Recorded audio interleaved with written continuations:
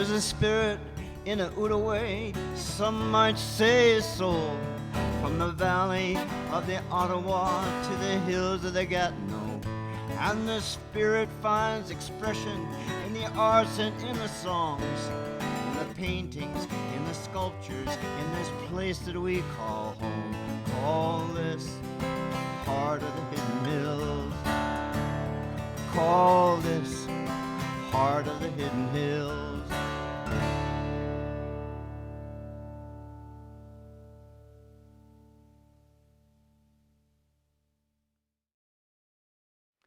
Hello everyone, welcome to our program. I'm Matt Selleck with the 100 Mile Arts Network. Now for those of you that may not know, the network is a resource that was developed right here in the Gatineau Hills to help promote and showcase local artists and venues from across our region.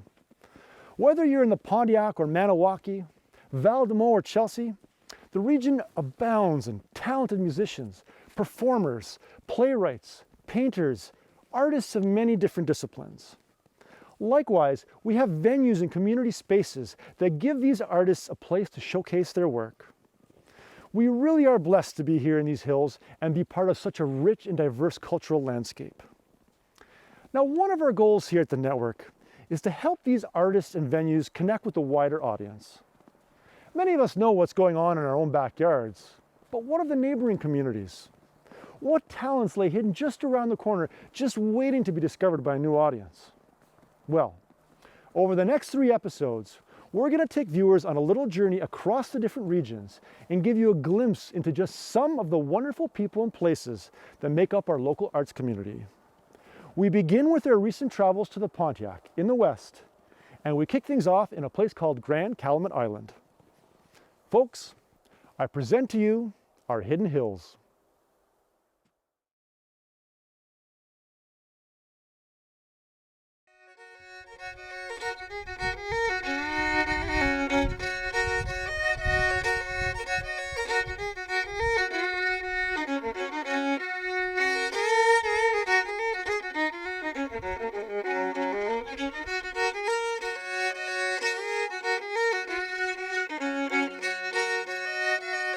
Appalachian old-time music was the first kind of clicking moment where I went, oh, this makes sense.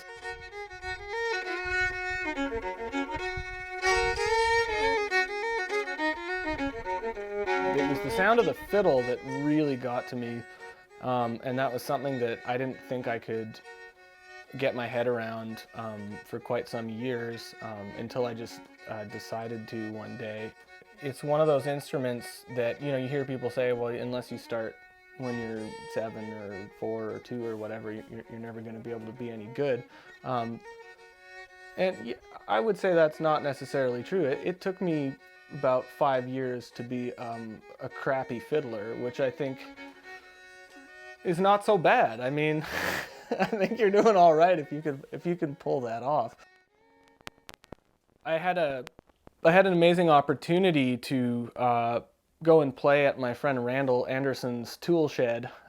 He set up a kind of a songwriting residency in his backyard, essentially. He's got a trailer and a tool shed in his backyard in Van Cleek Hill. And so he asked me if I would be interested in doing that. And I said sure, just because I figured it'd be a great opportunity to write some original music. And time went by, and the date was coming up fast, and I think it was about 2 weeks away when I crashed my car just around the bend over there. So I totaled my car. It was a pretty close call, and I called Randall and ended up canceling the recording session. And then 2 days later, I took a day off work, went out for a paddle just down the river over here, up to the dam, brought a couple beers, and spent the day on the water, and a song just kind of came out of nowhere. 1964, born on farm just out of Shawville.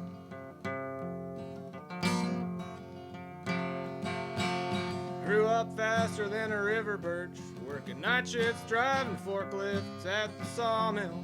It seems kind of funny to describe it that way, but there's nothing mystical about it. I just started singing this song and putting a story to it. The old man never liked him much, couldn't see eye to eye, so he said goodbye.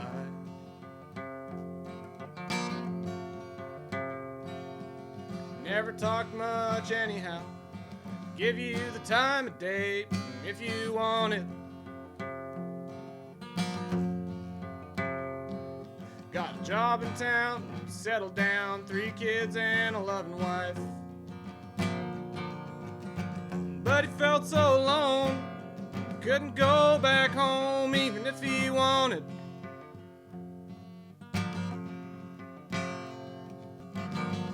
I think a couple of those songs are about me trying to deal with, you know, mental health, which is,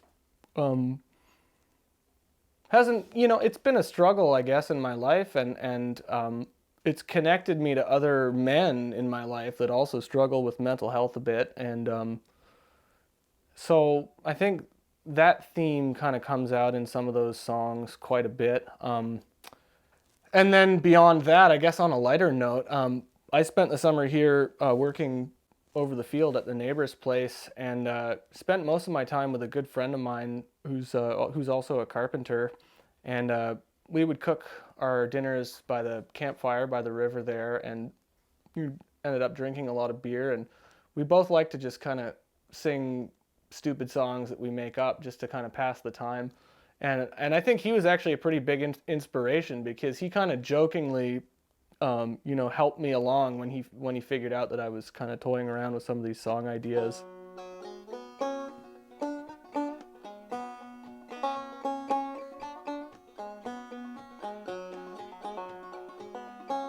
I started playing banjo when I was maybe 22 or 23. Because I'd played guitar, you know, for a little while, and it was not too hard a transition, I guess, like, you know, technically. I understood the basic idea of meat colliding with strings to create sound.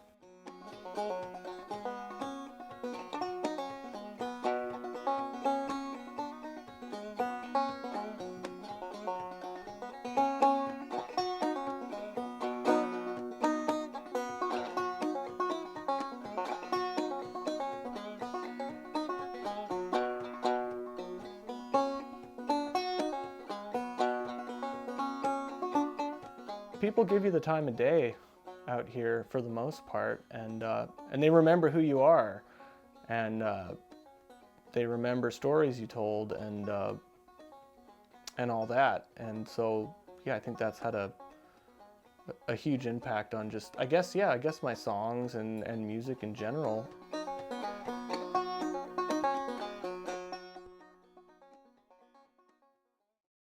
Here we are in the beautiful Pontiac, just a stone's throw from the town of Shawville.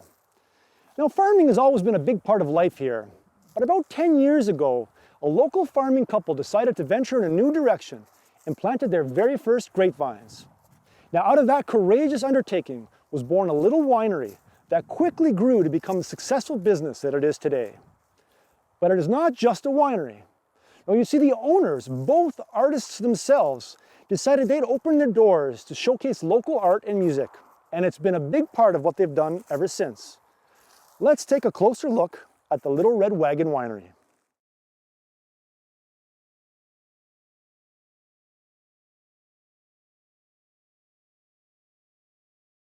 I planted the first grapes with a little red wagon and my 3-year-old son at the time, and he's on the logo pulling the wagon, and that's exactly what he did. He pulled the wagon with the little plants, and we thought that worked.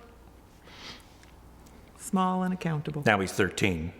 Maybe not so happy about being the little guy on the wagon. Before he says it, I'm going to say it.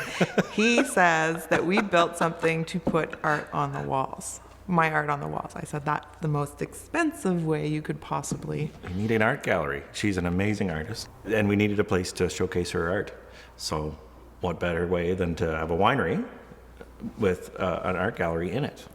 So it was a perfect idea right from the start. The building kind of came about as a necessity for our basement production area for wine, and we just wanted a place to welcome people and showcase the local artists. So we've done artisan shows and pop-up markets, things like that. So it was just natural as far as the art goes to invite people to fill my walls. And so you work mostly with watercolors, acrylics? Both of those, yes. Yeah. Those are my two mediums, completely opposite techniques. So sometimes I struggle between one and the other. I'll immerse myself in acrylics for a while and then go back to watercolor and have to reteach myself that it's a reverse process. As far as sharing with others, that part was a little harder. It kind of feels like you're ripping open a piece of the inside and throwing it out for all to see, and not sure how it's going to go over. People have been very accepting, and I've enjoyed doing it. I've enjoyed sharing a piece of me. So I'm all about color and nature and animals and what surrounds me. And as for the music, I mean, that's been a huge success. We love bringing in artists. I'm not the music person, but I love listening, and I love hosting a big dinner. You have good ears. You can pick out some pretty good music. A little thought of, we could have music, we could have some music, but we didn't want to say we were going to have music because it was so hard. We were so afraid of getting the wrong acoustics in the room. And for some reason, maybe it's like a good instrument, it's starting to come into herself, and the sound is getting better. We've definitely learned who the music lovers in the area are, because they're our main concert goers. They're very consistent. I want the big table right in front of the band, blah, blah, blah. That's my table. They'll call as soon as we release a concert. The crowds we get to listen to the music to are maybe as much as the show as the performer is, because we have a listening crowd here that just hang on the last strum of the strings, and when the strings stop, they applaud. Like, it's that, the sound between, the quiet between those, the sound, the singer stops and the crowd appreciates. There's a little magical moment there that's pretty cool.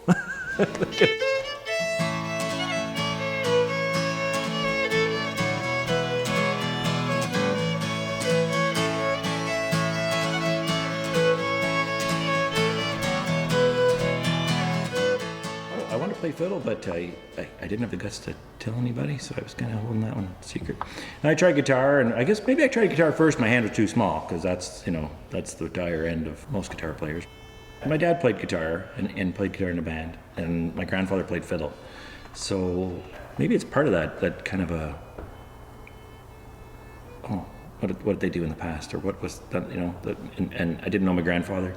He died before I was born, but so maybe that was that search for a connection with the fiddle.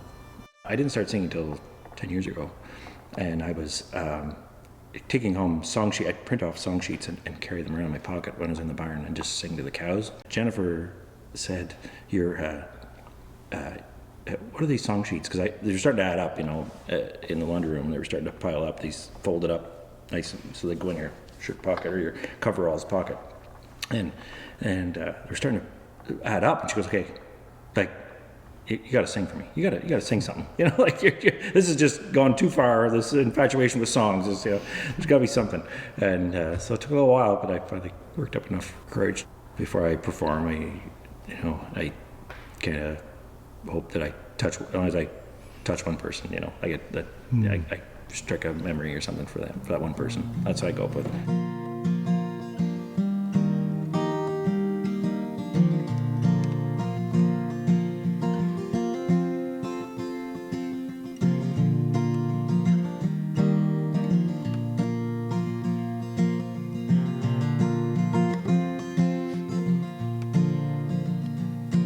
There's a glow over the town that I grew up in. There's a halo over the tree that I climbed. There's a light in the window of the house I lived in. There's a whole lot of time I can't find. There's a shadow over there that I hid in,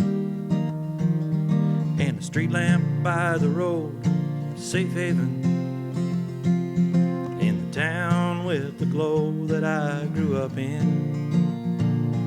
There's a halo over the tree that I climb.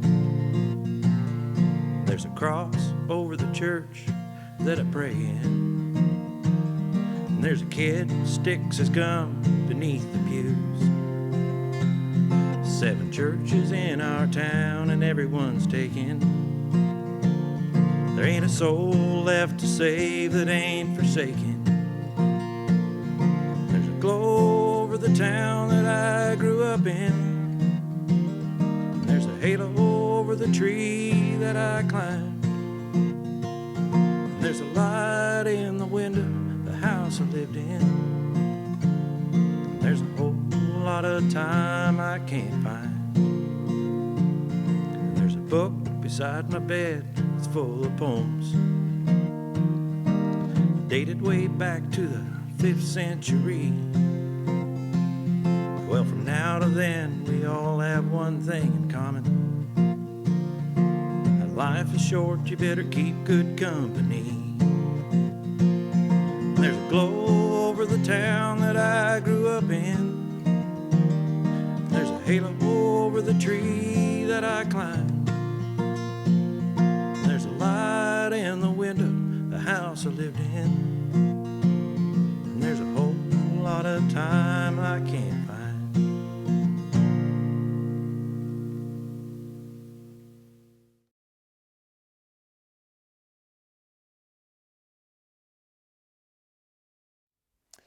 I really enjoy hearing songs that are written about our local communities, and Scott did a wonderful job capturing the spirit of his hometown.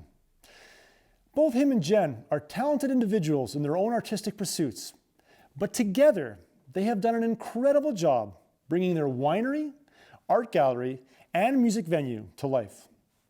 I, for one, can't wait to go back.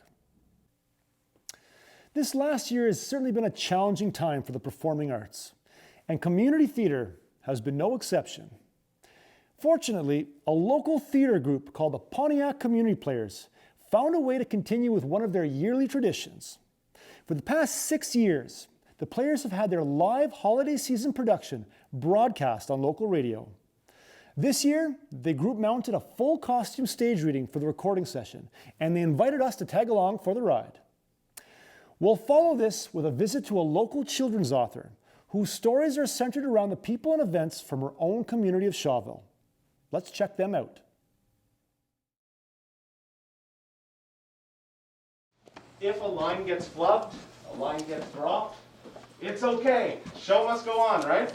We have the scripts, the audience doesn't have a script. So don't worry. If you don't let on you made a mistake, no one will ever know. That's my policy in life, okay? Just keep going. When it's time to go, we're going to line up, right? Remember? Hi, I'm Greg Graham, and I'm the director for this year's production of The Secret Garden, a live radio play. We're the Pontiac Community Players. We're a community group here in the Pontiac, and we've been going for over 20 years. We do all sorts of different shows and different types of shows, but the last 5-6 years we've been doing in different churches around the area these kind of live radio productions, which people seem to really enjoy, and it's a really fun way to take a show around, and it's all original too, right? It's an original script, it's original music. It's a great way for all these different creative types to get together and do something fun. So how did you guys, how did the Pontiac Community Players start? About 20 years ago, Joan Conrad, a high school English teacher here in Shawville, she was retiring, and she started putting together some groups with retired teachers and started putting on some shows, and then it's kind of grown and developed from that, and every year we try something a little more challenging, a little more daring. Tell us a little bit about tonight's production of the play that you guys are doing this evening. Sure. Well, we're doing The Secret Garden, so it's a book that many people may have read. It's from 1910, a classic story of death and loss and then rebirth and hope. Kind of message that's really good for these times. It's been adapted many times before for film and for theater and that sort of thing. But what I love with these older stories is you're free to take it and adapt it and make it your own, so that's what we did. For those people who don't know, could you describe to us what a stage reading is? What it is we've got the stands and the microphones, and the actors come up and they do their parts to the microphone. They're just kind of crafting the story in your mind. It's designed to be listened to. Even though if you come and see it live, you're seeing the actors, do their bit, but it's amazing how after 5 minutes you forget that they're standing at a microphone and it's playing out in your imagination. And you guys are in full costume today, which helps bring that whole story together. Absolutely, that's part of the fun, you know, and that's part of the magic of making people believe what's going on. And we add in all the different layers, you know. We've got some recorded sound effects, but a lot of them are live sound effects. It's always something we've done. This is horses. Oh.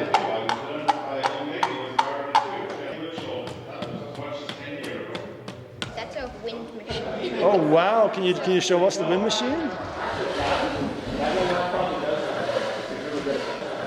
Who normally makes up the community players? Is it always the same group, or is it a group that it's constantly evolving, changing? It's always evolving and changing. The joke is, right, who's a member of the Pontiac Community Players? Anyone who says they are. You know, there's a lot of people who it's their bucket list. We'll meet some people every year or two who'll say, I've never done a show, but I've watched you and I really want to get involved. So out they come and they give it a shot. And, you know, some of them really catch the bug. My wife saw an advertisement on Facebook that they were looking for some male voices, so here I am. So she coerced you into it? Well, she didn't have to push too hard. I like this kind of thing.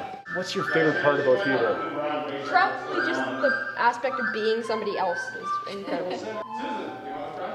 When I was 7, I got into the play Annie and loved it, so I just continued acting, and here I am now. The participation is what we're going for, right? I'll try not to preach at you here, but we're in a church. But no, I've always been frustrated, you know, when people think, well, if you're not a movie star, you shouldn't act. If you're not Steven Spielberg, you shouldn't direct.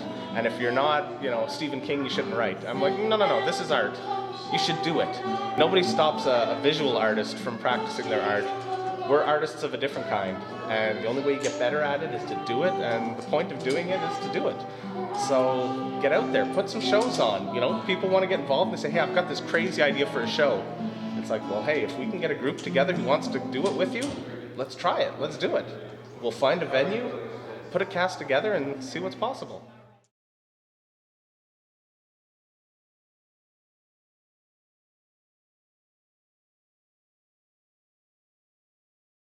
Yay, shouted the children, and it says in the fair book, kittens will be judged on a fancy new look. Oh no, they should not. No lace on their face, no lace any place, growled Fang. The kittens were not ready. Their behavior was unsteady. The kittens moaned and Fang groaned. They hissed and Fang insisted. No. But despite their resists, away they were whisked to the pet show. Fang had tried to warn of the danger these kittens would cause when nearing a stranger. Busy was last, the judge was aghast. Busy caused a pet disarray. They became so entangled all the pets ran away. Some ran for the grandstand. I've been a teacher and I've always loved children's books. My passion, I guess, is children's books and reading to children. I had my own children, and when we would travel, we would go to, different communities. I always looked for a book from that area, and there were sometimes you'd get lucky, and I've always thought Shawville needed a children's story. After many years, I was part of the women's wellness group here in Shawville, and a good friend of mine, Tina Michaud, was an artist, and I told her about my idea, and she said, I'll draw the pictures. That's a great thing. So I wrote the book, and she drew the pictures, and we had it published, the first book. And the first book was based more on a true story. And it was well received by the community, of course. It was called Fang, Grandma's Prize Cat. So then I wanted to add to the story. So I wrote the second book, and I thought, well, children really like rhyme. Children seem to relate to those, and they're easier, and they're fun. So this book was all written in rhyme. The writing process for a children's book isn't as hard as the illustrations. The illustrations for Tina, a phenomenal job. For each little page, there's a picture. And the pictures are characters, and they look like the people, that are in the story. Like this does look like my husband's mother. And she even has the doctor, local doctor, Potvin, and she's got him in this one because he was the judge at the pet show. And, you could pick him out. So you could really tell who he is. The background here is the arena, the Chauvel Arena. So it is it's a nice memoir for people. The writing process is a thinking process. When you go to bed at night, you get an idea and you should write it down. Because those are, part of certainly the process. But you have to do a lot of revision. And a lot of people don't like revision. I hated revision as a young student in school and having to redo a paragraph. I hated it. But I realized, as this process, I've revised the book many times to make it work. And to be patient and to have the endurance and perseverance to carry it through. I really would like to write a book about children who are bullied, children who are ostracized, children who feel left out, of the crowd.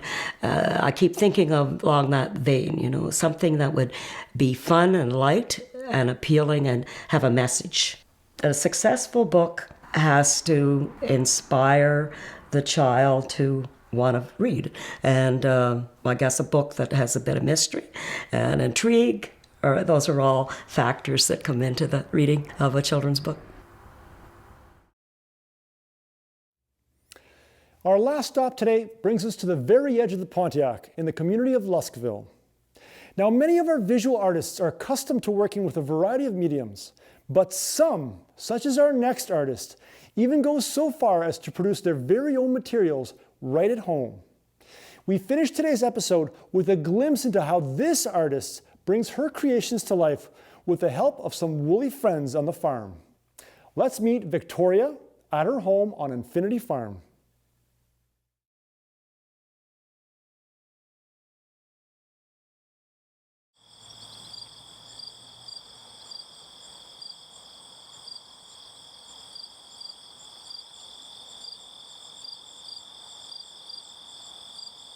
My name is Victoria Mestres Lauren. I was born and raised in Barcelona, Spain. We came to Quebec here in Outaouais 2 years ago. My husband is in the military and he was posted in Gatineau. We found the farm. It's a beautiful, beautiful spot. It started with 3 pregnant sheep. Then the chickens came and then the eggs and then the ducks. So everything is just, we're growing with it. Art has always been professional and hobby. So a lot of what I see in nature, colors and art inspires me. So it's almost like I have little drawers in my brain and then I kind of like it stays with me. Branches, recycling, reusing, anything that comes from me, and like the hay, anything that I can recuperate, anything that is natural, anything texture, everything green, everything brown. So yes, within the colors, it's more like rustic. What I'm making is more rustic because I am using things from the earth, things that come from our farm ourselves. And also being born in Barcelona, everything was mosaics. My backyard, we lived about 15 minutes from Sagrada Familia and the church and all the history. So my backyard as a child was the mosaics with Gaudi. Senor Tucan, for me, was a challenge because you have a lot of depth. You have kind of like, 3D into it. And there's a lot in it, but it's on the long side. It's very long vertical, but you still see the bird and you still see the background. And then the other one is Northern Lights, one of my latest mosaics. It's inspired by one of my trips to Thompson, Manitoba when I was very young, and the Northern Lights. So when I went to the stained glass store, I saw the blue and I saw the stained glass. I thought, okay, I know what I'm going to be making with it.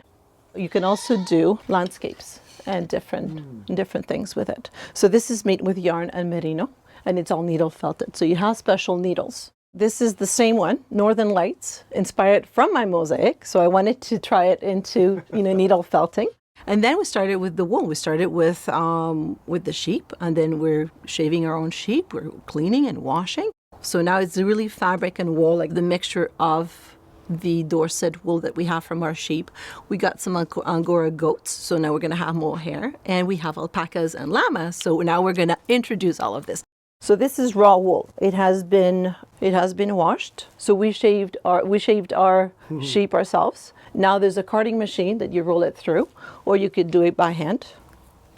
Different techniques. You can hand spin the wool. Oh, very nice. And it's kind of like a little spindle, anyway, like this. And then it spins one way, it spins the other way, and then you can do your yarn. This is a rug made out of a peg loom. So what it would do, you would have it here, and you would just turn it, spin it a little bit. So this is one kind of weaving, and then you would turn the other way around, and then you would have the lines running down. So that's how you make your rugs. It's doing the weaving, it's doing the group thing, and it's learning and teaching at the same time, because I do learn when I teach, but then they also give me so much back. So within the community here, we have also organized like community mosaic murals. So everybody participates. So it's to bringing people together. So art is an expression of yourself. It's an expression of what you're making, what you're doing for your feelings. And if you can share it, it doesn't matter. It's not right or wrong. If you can just share it and people appreciate it. And I don't care if I don't sell it. I'm just making it because I feel like it. And then by making it too, other people go like, oh, can you teach me how to do this? I love this, how you do this. And then just sharing. So I think it's important to express. It's important to show it. Don't be afraid. Don't be shy about it. And criticism. You're always going to be criticized. And who cares, right? You're just doing what you love doing. A lot of people say, oh, I have no talent. It's like, no, you do. Everybody does. You do have talent. Just find it. Just go find it.